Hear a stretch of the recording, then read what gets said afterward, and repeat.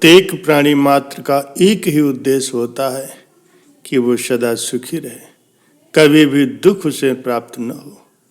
सुबह से लेकर के शाम तक और जीवन से लेकर के मृत्यु तक प्रत्येक प्राणी यही करता है कि दुख को वो दूर करता है और सुख को थामता है। धन कमाते हैं तो सुख के लिए, धन खर्च करते हैं तो भी सुख के लिए, भोजन करते हैं सुख के लिए, शादी करते हैं सुख के लिए, घर बनाते हैं सुख के लिए।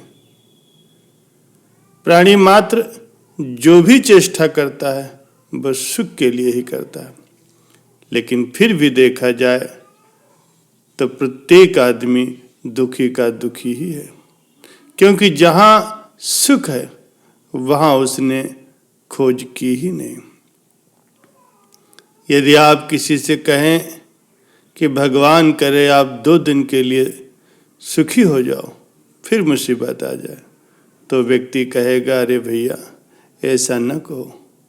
अच्छा आप 10 साल के लिए सुखी हो जाओ, बाद में कष्ट आए, तब भी वो कहेगा नहीं नहीं। अगर आप कहो कि जब तक आप जियो तब तक सुखी रहो, बाद में आपको नरक मिले, तब भी वो कहेगा नहीं भाई, हम तो सदा सदा के लिए सुख ही चाहते हैं। प्यारे सज्जनों, हमारा उद्देश्य तो है सदा सुख का, लेकिन इच्छा करते हैं नश्वर सुख पाने की, क्षणिक सुखों के पीछे भागते हैं, इसीलिए ठोकर खाते हैं। क्षणिक सुखों की इच्छा क्यों होती है? नश्वर जगत की सत्यता चित्त में ऐसी मजबूती से घुस गई है कि नश्वर जगत को, नश्वर संबंधों को, नश्वर परिस्थितियों को, नश्वर पदार्थों को हम इतना सत्य मान लेते हैं कि सत्य को समझने की योग्यता ही खत्म हो जाती। वास्तव में हमारा उद्देश्य तो है शाश्वत सुख पाना, लेकिन इच्छा रहती है नश्वर सुखों की, नश्वर वस्तुओं की। तो उद्देश्य और इच्छा जब तक हमारे विपरीत रहेंगे तब तक हमें परम आनंद की प्राप्ति नहीं हो सकती। आप अगर परम आनंद की प्राप्ति चाहते हैं, सदा सुखी रहना चाहते हैं, तो ये स्वाभाविक है। आपका उद्देश्य जो है वो स्वाभाविक है, और जो इच्छा उठती है वो अज्ञानता से उठती है। जैसे ठीक से जानकारी न होने से, ठीक वस्तु का बोध न होने से आदमी गलत रास्ते पर चला जाता है। जैसे चांद और नक्षत्रों को अगर दूरबीन से देखना है, अगर उसका कांच साफ न हो तो वो ठीक से नहीं दिखते।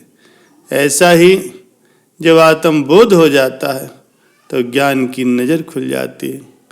जब तक ज्ञान की नज़र नहीं खुलती तब तक संसार की सत्यता हमें दिखाई नहीं देती।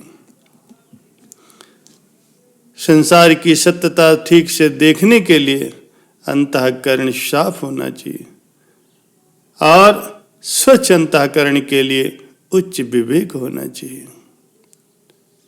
प्यारे सज्जनों, एक बार की बात है, एक नदी में एक हाथी की लाश बही जा रही थी। एक कौवे ने उस लाश को देखा तो वो बड़ा प्रसन्न हुआ, तुरंत आकर के उस पर बैठ गया। इच्छा अनुसार उसने मांस खाया, नदी का जल पिया। उस लाश पर इधर उधर फुदकते हुए उस कौवे ने परम तृप्ति की डकार ली।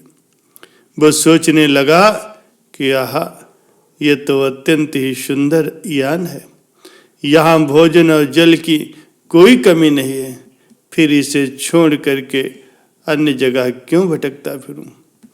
कौवा नदी के साथ बहने वाली उस लाश के ऊपर कई दिनों तक रमता रहा। भूख लगने पर वो लाश को नोच करके खाता, प्यास लगने पर नदी का पानी पीता।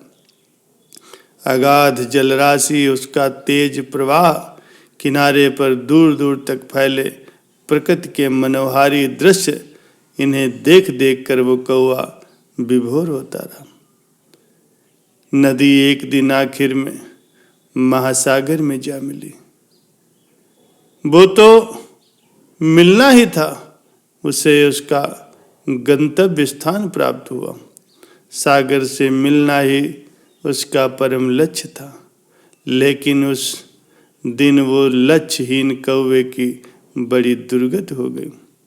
4 दिन की मौज मस्ती ने उसे ऐसी जगह पर ला करके पटक दिया जहां उसके लिए न तो भोजन था, न पेयजल था और न ही कोई आश्रय। शब और सीमाहीन अनंत जल राशि दिखाई दे रही थी। वो कौवा थका हारा भूखा प्यासा कई दिनों तक तो चारों दिशाओं में अपने पंखों को फटकारता रहा, उड़ता रहा। अपनी छिछली और टेढ़ी मेढ़ी उड़ानों से खूब रौब फैलाता रहा, लेकिन महासागर का उसे और छोर कहीं नजर ही नहीं आया। आखिरकार थक हार कर दुख से परेशान होकर के वो सागर की उन्हीं गगनचुंबी लहरों में समा गया और एक काल रूपी विशाल मगरमच्छ उसे निगल गया।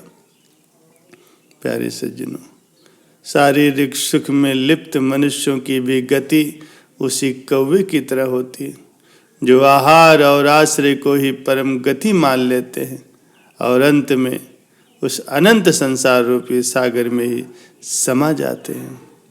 परम संत श्री कबीर साहब जी ने कहा है कि बिन सत्संग विवेक न होई, राम कृपा बिन सुलभ न सोई।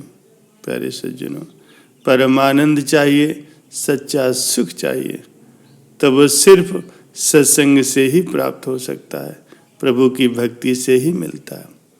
भगवान की कृपा से ही ऐसी विवेक मनुष्य को प्राप्त होती है, तो मनुष्य ऐसे रास्ते पर चलता है, उसकी आत्मा की आसक्ति धीरे धीरे सांसारिक पदार्थों से दूर हो जाती है और आत्मा का ज्ञान, प्रीति, आत्म तृप्ति, परमात्म तृप्ति की तरफ चलती रहती है और उस आत्मानंद का रस पा करके फिर से वो विकारी रस में आसक्त नहीं होता।